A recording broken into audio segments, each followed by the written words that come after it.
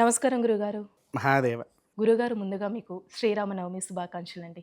సంతోషం తల్లి. అలాగే మీకు పొలిటెంట్ ప్రేక్షకులకి, భక్తి భాస్కర ప్రేక్షకులకి కూడా శ్రీరామనవమి శుభ ఆశీస్సులు. గురుగారు ఇప్పుడు పెళ్లి రోజు, పుట్టినరోజు ఒకే రోజు చేయడం అనేది అది మన రాముల వారికే ప్రత్యేకత కాబట్టి, అయితే వేరే దేవతలకి సంబంధించి కళ్యాణం అంటూ నెలలో ఒక్కసారైనా కొన్ని ప్రత్యేకమైన రోజుల్లో చేస్తూ ఉంటారు. కాకపోతే రాముల వారికనేది ఒక సంవత్సరానికి ఒక్కసారి మాత్రమే చేస్తూ ఉంటారు. దీనికి అంటే ఏదైనా కథ, పురాణాల ప్రకారం ఆ విధంగా ఉందంటారా? ఎందుకు ఆ విధంగా చేస్తారండి? అసలు వాస్తవానికి ఏంటి అనంటే, రాముల వారి కళ్యాణం జరిగింది ఒక రోజున. రాముల వారు పుట్టింది కాకపోతే తిథి నక్షత్రం ఒకటే అయింది. హ్మ్. కళ్యాణంది వివాహంది 2 ఏకకాల నక్షత్రంలోనే అయినాయి.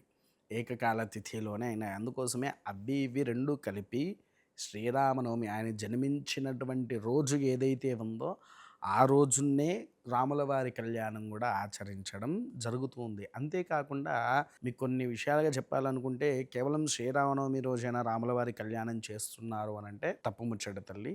హ్మ్. కొన్ని కొన్ని సందర్భంగా కొన్ని ప్రముఖ దేవాలయాలలో పునర్వసు నక్షత్రం ఏ రోజైతే వస్తుందో ఆ రోజున కూడా స్వామివారి కళ్యాణాన్ని ఆచరించేవారు. ఆహా!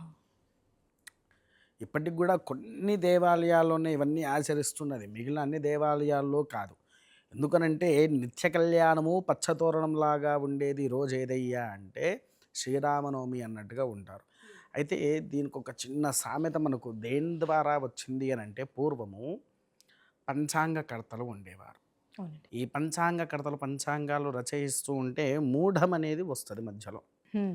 ఈ మూఢం ఎప్పటి వరకు ఉంది? ఫలానా రోజు వరకు ఈ మూఢం ఉంది కాబట్టి అలా రాసేది. అలా మూఢంలో మనకొచ్చింది ఏంటి? స్వామివారి మీద తలంబ్రాలు పడ్డాకనే, అంటే కొత్త సంవత్సరం కదా! అవును. కొత్త సంవత్సరంలో మొట్టమొదటిగా వచ్చేది ఎవరిదయ్యా అంటే, పూజాధికంలో రాముల వారి యొక్క కళ్యాణ విశిష్టతతో ఉండేసరికి రాముల వారి కళ్యాణాన్ని ఆచరించడాని కోసము రాముల వారి మీద తలంబ్రాలు పడ్డాకనే హ్మ్. మిగిలిన ఎవరి మీదైనా సరే నీవు ఆచరించే వివాహంలో నీవు తలంబ్రాల ఆట ఆడుకోవచ్చు అనేటువంటి విధానాన్ని తీసుకువచ్చారు. అంతేగాని పూర్వంలోనైతే లేనేలేదు. హ్మ్. ఈ విధానమైనటువంటి శాస్త్రం లేదు. అలా పంచాంగకర్త రచయిత్వ ద్వారానే మనకు ఈ అంటూ విధానం అనేటువంటిది వచ్చింది. హ్మ్. దాని ప్రకారంగా ఈ శ్రీరామ నవమి అనేటువంటిది కొన్ని విధితత్వాలతో కూడింది. వాస్తవానికి మళ్ళీ రాముల వారి కళ్యాణం ఏ రోజు చెయ్యాలి అని అదొకటి ఆలోచించాల్సింది. ఎందుకు అనంటే, ఆలోచించాల్సింది కూడా కాదు, చెప్తాను. దాన్ని కూడా మామూలుగా చెప్తా. కాకపోతే మొదలు జనాలు కూడా ఒక రీతి చెయ్యాలి. ఎప్పుడు అనంటే, రాముల వారికి వాస్తవానికి ఈ రోజున శ్రీరామనవమి రోజున మాత్రం చేసే కళ్యాణము కాకుండా, హ్మ్. మళ్ళీ ఈ యొక్క కళ్యాణం మీకెప్పుడు వస్తుందయ్యా అంటే, చైత్రమాసంలో వచ్చేది వైశాఖము, జ్యేష్ఠ, ఆషాఢ, శ్రావణ మాసంలో. శ్రావణ మాసంలో. శ్రావణ మాసంలో పునర్వసు నక్షత్రం రోజున స్వామివారి యొక్క కళ్యాణాన్ని ఆచరించాలి. శ్రావణ మాసంలో రాముల వారి కళ్యాణాన్ని ఎవరైతే ఆచరిస్తారో వారికి సంపూర్ణ హనుమంతుల వారి యొక్క అనుగ్రహం ఉంటుంది అనేటువంటిది పురాతనమైనటువంటి గ్రంథాల్లో రచయించి ఉంది. కాకపోతే ఏంటి అంటే, మనం శ్రావణ మాసంలో కేవలం ఒక శివుడికే పూజ చెయ్యాలి లేదా విష్ణుమూర్తికే పూజ చెయ్యాలి అని అంటారు. మీరు చూడండి, శ్రావణ మాసంలో విష్ణుమూర్తి యోగ నిద్రలోకి వెళ్తారు అనేటువంటిది స్థితి ఉంది. మళ్ళీ అది ఇప్పుడు వైకుంఠ ఏకాదశి ఏకాదశికి. రోజున మళ్ళీ లేస్తాడు, హ్మ్. అప్పుడు చూస్తాడు అనేటువంటి యొక్క స్థితిని తీసుకొని వచ్చాడు. అవునా? ఎప్పుడైతే విష్ణుమూర్తి నిద్రిస్తున్నటువంటి సమయం ఏదైతే ఉందో ఆ స్థితి రోజున పునర్వసు నక్షత్రం రోజున వచ్చేటువంటి రోజున ఆ యొక్క రాముల వారి కళ్యాణము, లక్ష్మీ కళ్యాణము, విష్ణుమూర్తి హ్మ్. లక్ష్మి యొక్క కళ్యాణము, వెంకటేశ్వర కళ్యాణము, నృసింహలక్ష్మీదేవి యొక్క కళ్యాణాన్ని ఇవన్నీ ఆచరించే రోజు శ్రావణ మాసంలోనే హ్మ్. ఈ దేవతామూర్తుల్లో. మళ్ళీ వీళ్ళు ఏం చేశారంటే, కొంతమంది శ్రీ వైష్ణవాధిగంలో గోదా కళ్యాణము అనేటువంటిది చేస్తారు. ఎప్పుడు చేస్తారు? ధనుర్మాసంలో. హ్మ్. సంక్రాంతి ఆ సమయంలో. సంక్రాంతి ఆ సమయంలో ధనుర్మాసంలో. ఈ ధనుర్మాసంలో కూడా వెంకటేశ్వర కళ్యాణము, గోదా కళ్యాణము, రాముల వారి కళ్యాణము ఆచరించాలి. హుహు. ఇది అసలు స్థితి అయితే. కాకపోతే ఏంటి అనంటే, రాను రాను ఊరికే కళ్యాణాలు చేయడం ఏంటి? గుళ్ళోకెళ్తే డబ్బులు ఎక్కువ తీసుకుంటున్నారు. హ్మ్. ఇలాంటి మాటలు వచ్చేసరికి చేయడం మానేశారు. ధర్మక్రతువుని చేయడం ఆపేశారు. అసలైతే ఇవి ఖచ్చితంగా ఆచరింప చేయాల్సినటువంటి స్థితి కేవలము శ్రీరామనవమికి ఉండే అంత స్థితి మళ్ళీ వీటికి కూడా ఉంటుంది. నా వదిలి అంటే అంత గొప్ప యోగ్యత ఈ రెండు వీటిలలో కూడా ఉంటుంది. కాకపోతే రాముల వారి పుట్టినరోజు కాబట్టి ఆయన వేడుక ఏ విధంగా జరిపించాలో అనే విషయము చాలామందికి అర్థం కాక రాముల వారి కళ్యాణముతో ఈ వేడుక చేసుకుందాము అనే స్థితి మనకు వచ్చింది. అయితే ఒకటేంటి, దీని స్థితి ఎవరు పూర్వంలోనే మహర్షులు ఎవరు వశిష్ఠుడు రీతి తీసుకువచ్చాడు. మీకు తెలిసి సంవత్సరానికి ఎన్ని నవరాత్రులు ఉన్నాయి? పురుషులు కావచ్చు, స్త్రీలు దేవాది దేవతలు కావచ్చు, దేవుళ్ళు కావచ్చు, మీకు తెలిసి ఎన్ని వస్తాయి? గురుగారు ఇప్పుడైతే మనకి వసంత నవరాత్రులు నడుస్తున్నాయి, ఇంకోటి దసరా నవరాత్రులు, ఆషాఢ మాసంలో ఇంకా శ్యామలాదేవి నవరాత్రులు, అలా కొన్ని వారాహి నవరాత్రులు, అలా కొన్ని ఉన్నాయి. మాఘమాసంలో శ్యామలాదేవి నవరాత్రులు, వినాయక నవరాత్రులు, మీ అందరికి తెలిసింది ఇవి. కానీ అసలైతే మొత్తము కలిపి మనకున్నవి 7 నవరాత్రులు. 7 మొత్తము కలిపి 7 నవరాత్రులు ఉన్నాయి. ఎవరికెవరికయ్యా ఆచరించేది? 4 అయితే దేవతామూర్తులవే, దేవతలవి. ఇప్పుడు నడుస్తున్నటువంటి వసంత ఋతువు చైత్రమాసంలో వసంత నవరాత్రులు అంటే షోడశి, లలిత, వనదుర్గాదేవికి ఆచరించేటువంటివి వసంత నవరాత్రులు. ఇదే వసంత నవరాత్రుల్లో మనకు ఇంకో నవరాత్రులు ప్రారంభమవుతాయి. ఎవరయ్యా అంటే రామ నవరాత్రులు. అసలు ఈ రాముల వారికి నవారుణికోత్సవాలు ప్రారంభమవుతాయి. అంటే మీరు చూడండి, యుగాది ఎప్పుడైతే ప్రారంభమవుతుందో అప్పటి నుంచి రాముల వారికి పూజాధికాలు నడుస్తూ ఉంటాయి అన్ని దేవాలయాల్లో. ఎప్పటి వరకు? శ్రీరామనవమి తెల్లారి దశమి రోజున రాముల వారి పట్టాభిషేకంతో పూర్తి చేయాలి.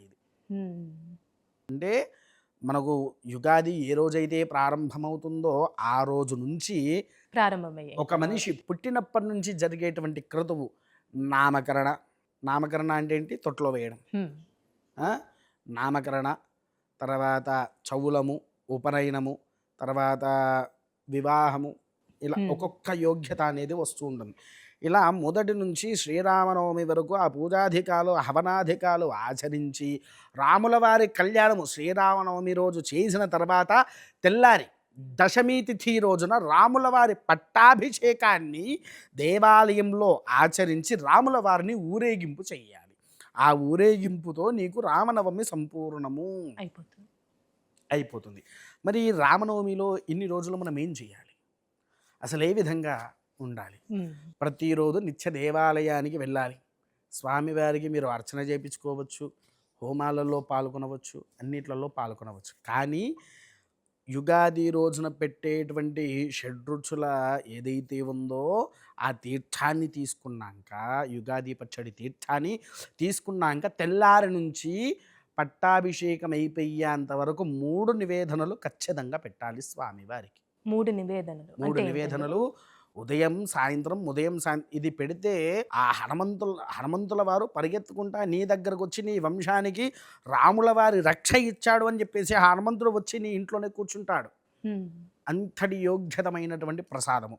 అందులో మొట్టమొదటిది ఏంటిది? చలివిడి. చలివిడి అంటే తెలుసారా తల్లి? బియ్యపిండి ముద్దతో తయారు చేసే చలివిడి.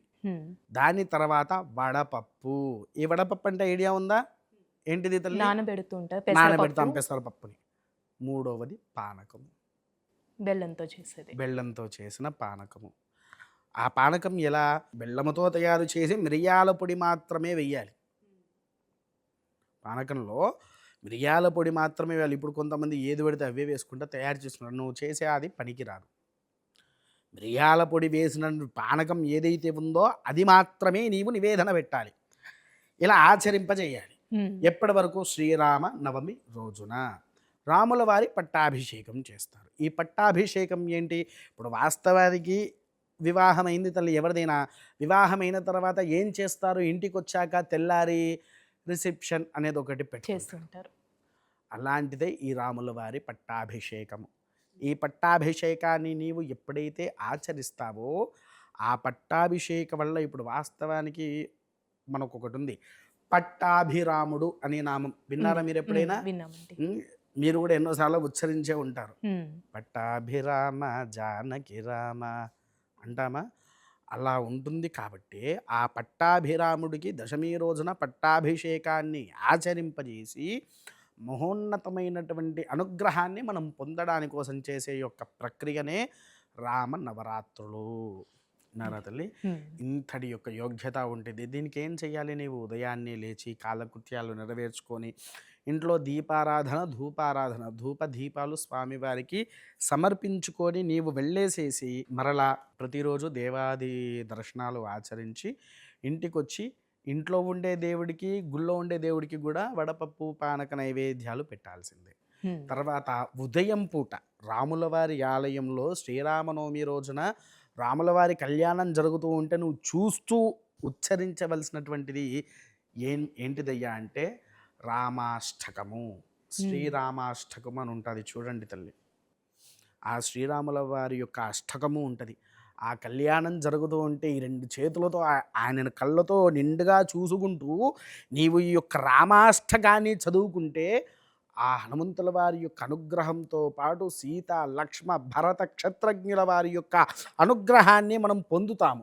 దానితో పాటు సాయంకాలంలో రాముల వారి యొక్క ఆలయానికి వెళ్ళేసేసి ఈయన రాముల వారు ఇదే శ్రీరామనవమి రోజున ఎక్కడ మన రామేశ్వరం ఉంది కదా తల్లి, అవునండి. రామేశ్వరంలో మట్టిలింగం తయారు చేసినప్పుడు అంటే రావణాసుడి దగ్గరికి యుద్ధానికి వెళ్ళేటప్పుడు శివ రామ అష్టకము అని చదువు ఆయన్నే రచయించారు. ఎవరు? రాముల వారు రాములు గారు. రచయించారు శివరామాష్టకము. ఉదయం పూట రామాష్టకము, సాయంకాలంలో శివరామాష్టకము. ఈ శివరామాష్టకం చేస్తే ఏమవుతుందయ్యా అంటే నీకు రాబోయే వాటిలల్లో ఈ యొక్క సంవత్సరంలో నీకు ఏదైనా చెడు జరగబోతుంది, లేదా నువ్వు దేంట్లోనన్నా విజయాన్ని సాధించాలి, ఆ చెడుని కూడా నువ్వు జయించాలి, ప్రతి ఒక్కటి నీ యొక్క ఆధీనంలో ఉండాలి అనే యొక్క స్థితిలో ఉన్నప్పుడు సాయంకాలంలో ఈ శివరామాష్టకాన్ని నీవు ఎప్పుడైతే చదువుతావో అప్పుడు నీకు ఒక అనుగ్రహము అనేటువంటిది రాముడితో పాటు ఈశ్వరుడి యొక్క అనుగ్రహం పొందుతావు. ఇద్దరు అనుగ్రహం ఉంటుంది. అంత గొప్ప యోగ్యత ఉన్నది కేవలం ఆ సీతారామచంద్రుల వారి యొక్క కళ్యాణము తల్లి. చాలా చక్కగా తెలియజేశారు గురుగారు. ధన్యవాదాలు మీకు. మహాదేవ.